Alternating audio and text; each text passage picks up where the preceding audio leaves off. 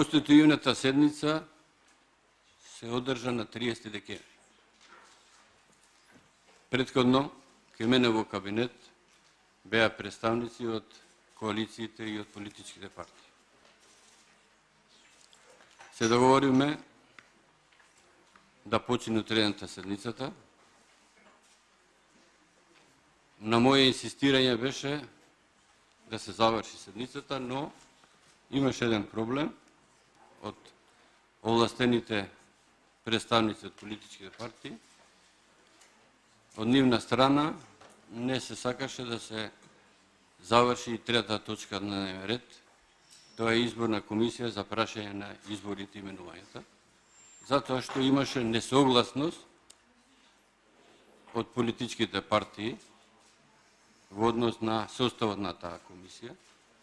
Од нивна страна барањето беше утрешната седница да заврши со втората точка од дневниот ред и тука да ја прекинам седницата и чим се создадат услови да продолжи таа седница.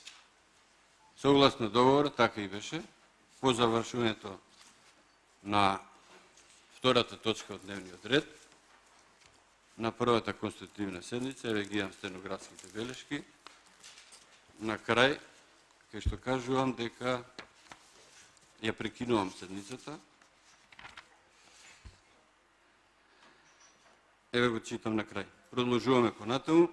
Трета точка, избор на председател, заменик председател, членови и нивни заменици на Комисијата за прашање на изборите и именувањето на Собранието на Република Македонија. Согласно член 20 од Деловникот на Собранието на Република Македонија, Собранието на Конститутивната седница по предлог на најмалку 10 пратеници избира Комисија за прашање на изборите и именувањето. До сега нема предлог од 10 пратеници за Комисија за избор и именување. Имаме ние работна средба вчера, веројатно им е потребно дополнително време. Ги замолувам овластените представници на коалицијата на партиите во догледно време да се состанеме и да го утврдиме предлогот од 10 пратеници за Комисија за прашање на изборите и именувањето, за да можеме понатаму да продолжиме со седницата. Тука сум приморан да ја прекинам седницата, за продолжението на седницата дополнително ќе бидете известени штом се создадат деловнички можности за да може да се продолжи со работа.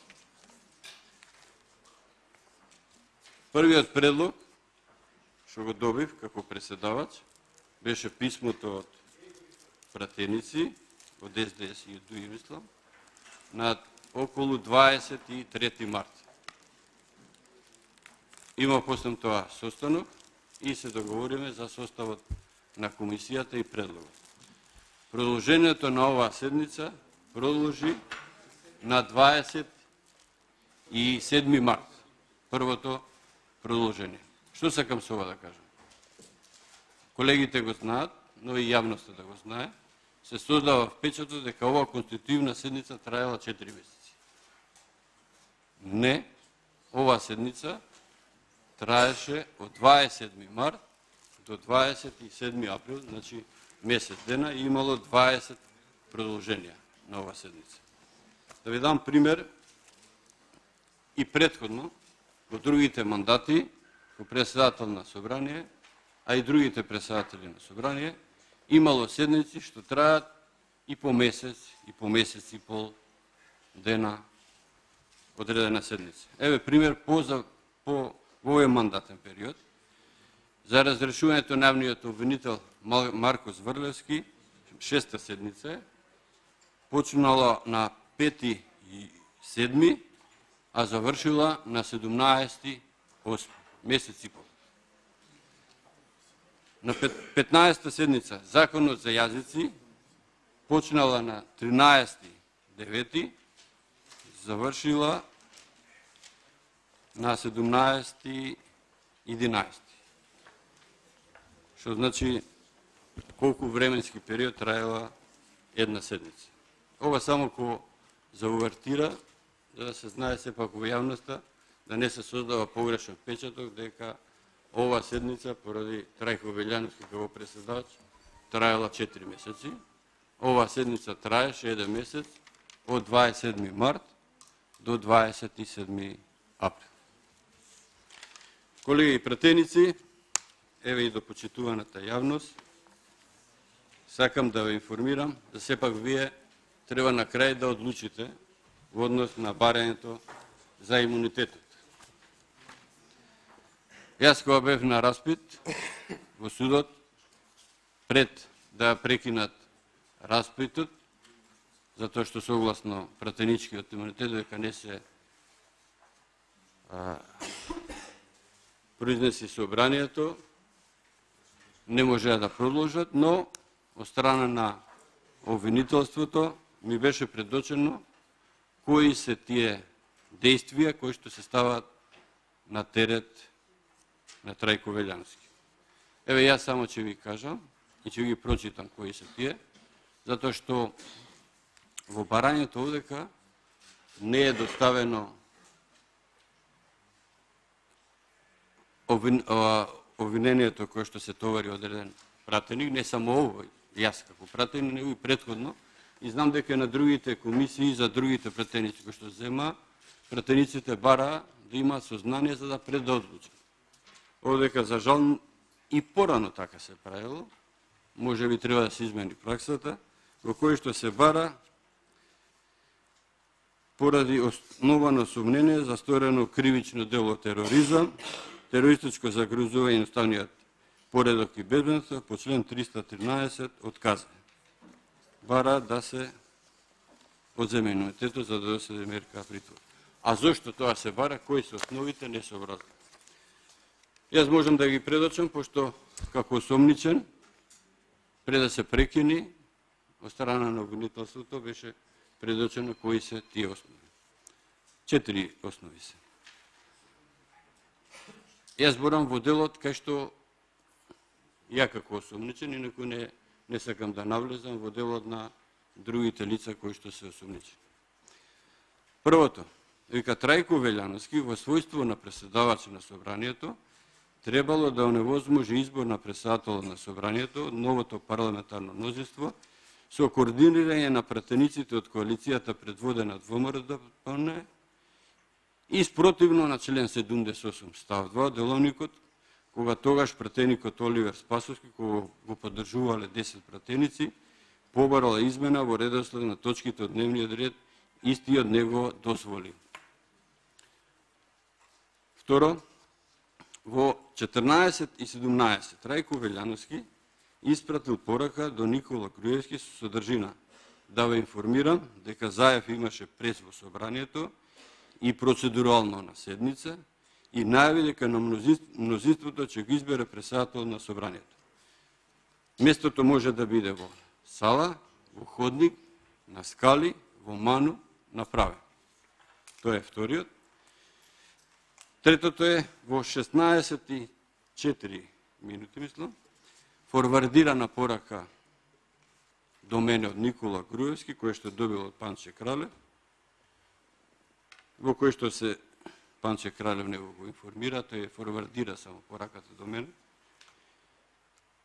од дуи информации од човек што дојде составно со тала денес за пладне после 17 часот се спрема избор на тала за председател по иницијатива на СДСМ. И четврто, во 18 часот, преку ред, Трајко Велјановски му дал збор на пратеникот Зекирија Ибрими. Јас можам накратко и не би сакал сега да ја замарам јавноста, а и вас, вие што подобро знаете. Сите овие се собраниски и деловнички постапувања, не само на Трајко Велјановски, него и на минатите и на идниот и на идните председатели на собрание, кои што во моментот кога ја водат седницата постапуваат согласно деловникот и законот за собрание. Јас само ќе кажам накратко за овие работи. Трајко Велјановски не можел да ги натера или да ги исклучи пратениците кои што се пријавиле за збор. Тоа е деловничко и уставно право на пратениците да се пријават за збор и да зборат. Зошто се теретам тоа дека јас сум постапил спротивно и сум координирал да зборот, не знам зошто. И второ, спротивно на член 78, став 2, не сум оставил да се прекини таа точка на дневен ред и да се преиди на претходната. Тој предлог, знаете колеги, беше ставен не само на 27 април, беше ставен и на претходните седници.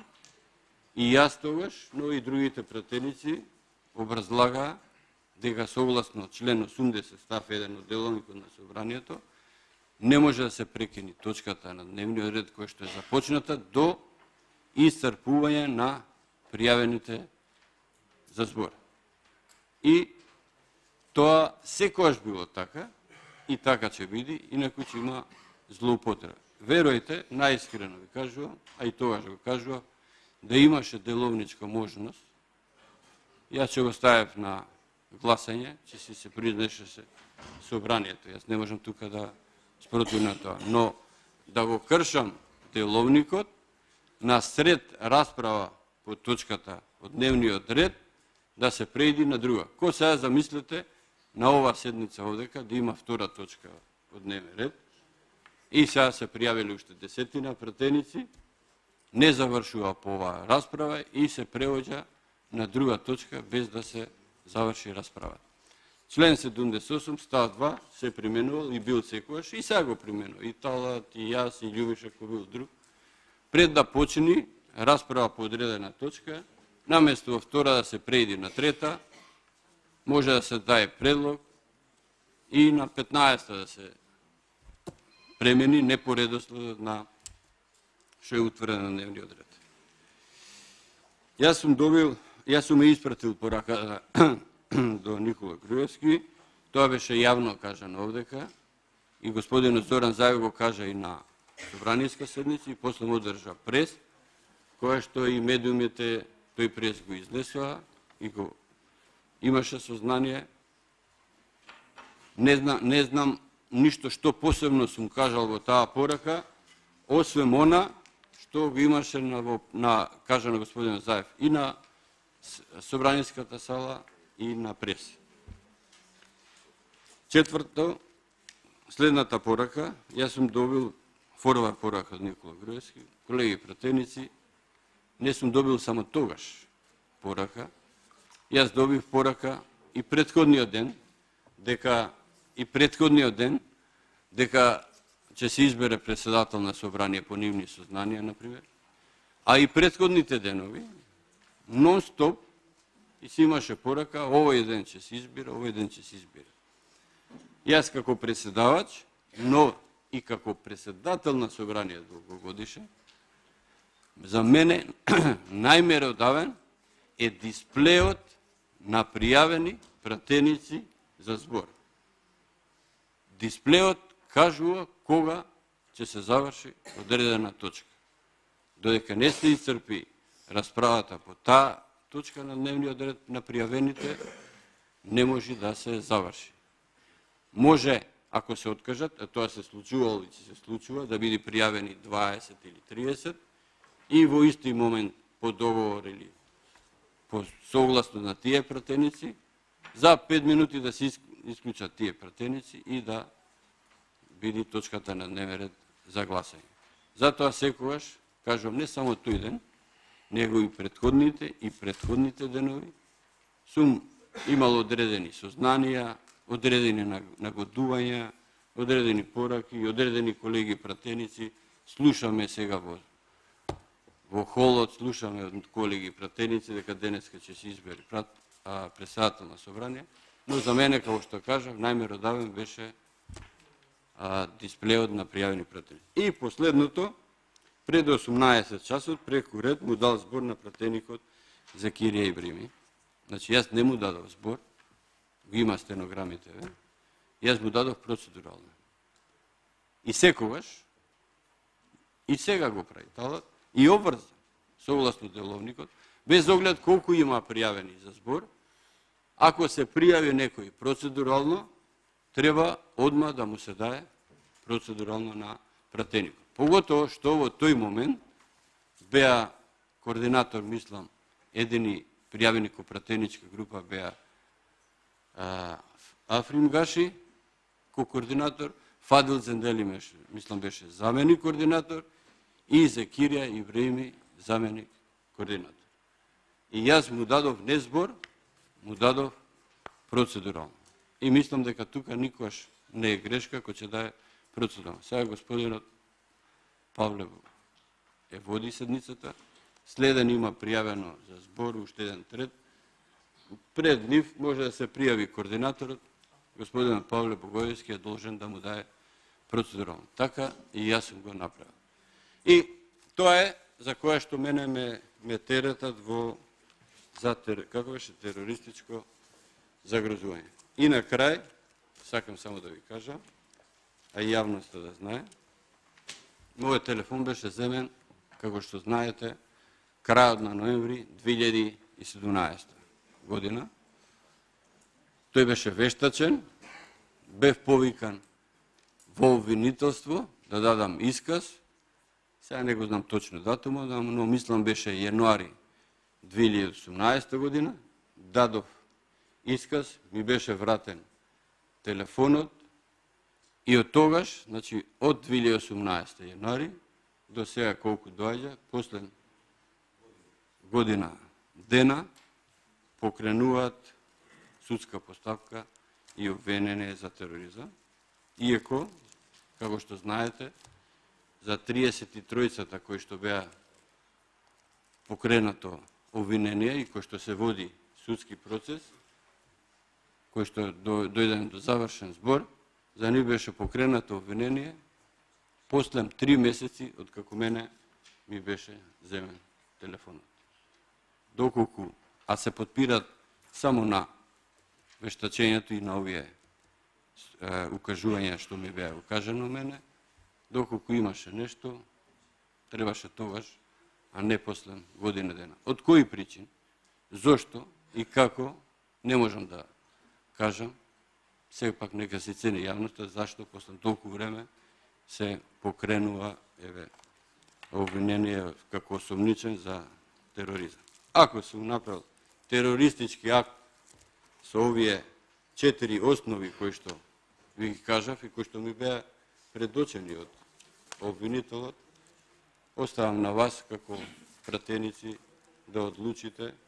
Тоа е ваше право, најнормално, вие одлучувате и вие си носите одлуката. На крај, затоа сакав пред да одлучите, ви ги кажав основите кои ми беа укажани на распитот пред 2 дена која беше, за да можете да имате представа, него да не биде само, како што претходно беше, голо барање, дека треба да му се одземе имунитетот. И на крај, еве ова го кажувам наискрено, јас сум бил 10 година председател на собранието, ни на крај памет, не ми паднало и не ми паѓа да направам некој действие кое што е спротивно на деловникот, на законот и спротивно на собраниските процедури овдека, па поготово за колеги пратеници. Јас 3 мандати бев председател на собрание. Искрено да ви кажам, јас сакав да се заминам без ваква случка, да се заминам на многу подобар и пофин и нормален начин како председател на собрание, а не најмалку да се случи ова. Еве ви благодарам, може да бе малку исцрпен, но сакав овие факти сепак како колеги да ги знаете и да пред да одлучите. Благодарам.